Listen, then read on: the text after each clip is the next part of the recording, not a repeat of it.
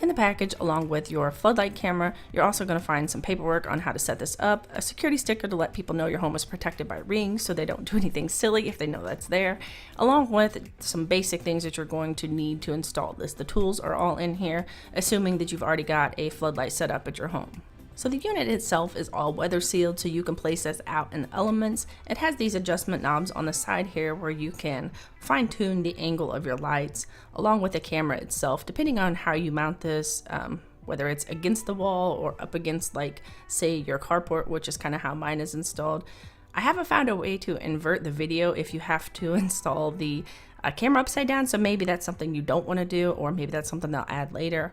But once I actually installed it, I found out it has such a wide angle view that I didn't even need to turn it upside down. It fit just fine and captured everything that I needed it to capture. Also, here is the wall plate bracket. I'm not really sure what to call it, mounting bracket. And then in this little box here, they have all the different little tools that you're going to need. We did not have to use one single tool from my boyfriend's toolbox because we already have a floodlight set up, so everything that you're going to need is right here in this package. Speaking of the setup, it was super easy. We're both on a ladder here at the same time. I'm recording this, so my footage is a little shaky, but the directions were straightforward for me to figure out. He knows all the stuff. He didn't even have to look at them, but it was super simple, and it literally took like maybe 15 minutes or so to set this up and have it ready to go. So now we've got this all set up. It's attached to my account here. I'm going to back up and you can see this is what your opening page looks like. You can select whichever device you want to look at here. And this is the floodlight itself. Here is the settings. You can change the name or location. You can flip your lights on or off, and actually on the screen there, they actually pop on and you can see them. Here is the siren, which I'm not going to activate it because I live next to a busy business and it's really, really loud. Here you can see all of your activity. You can see down at the bottom, my trial ends in 20 days. They give you a free 30-day trial. The lights here you can adjust and set to a schedule. Sorry, that got out of focus there. Here you have your motion sensitivity, where it mostly is activated only by people or like animals, which mine's activated by quite often. I have it set pretty high though. Here you can change the motion zones. I'm not going to actually change mine, but just to show you, you can add second zones. Say you want to block off a part of your yard, you can add 2 different zones, and say the center zone where people are frequently walking, maybe not something you want activated by.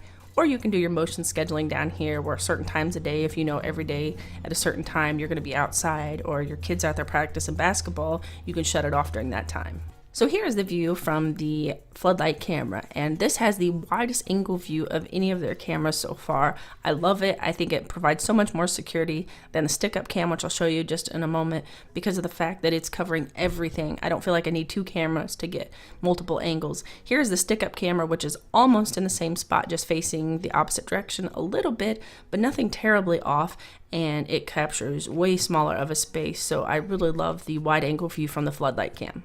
Here's the Floodlight cam at nighttime. The light is currently on. I just had one of my cats walk through there. Here it is off, and you can see how much still light is coming through there. And here in just a moment, a car is going to pull in, and I have my motion zone shut off at the driveway there. I may need to fine tune it a little bit because I'd like whenever we pull in, the light to actually come on. But at the same time, cars are driving by on the road all the time, and I don't want those activating it just nonstop, so I do have that toned down just a little bit. So the footage does look a little pixelated, and part of that reason is my Wi-Fi connection is extremely poor out at this location. Sometimes I can't pull up the internet from here from my phone, so it's at least doing a good job of accessing the internet and making it capable to see anything that's going on. Also, it's blown up from your phone screen to this size, so that's also going to pixelate it a little more as well. Well guys, that pretty much wraps it up for the Ring Floodlight Cam. Again, I absolutely love it. I highly recommend this. In fact, this is my favorite item that I currently have in my smart home. I think that these cameras give me a huge sense of security, and I will always continue to have them any place I move. Thank you guys for watching. Like this video if you found it helpful.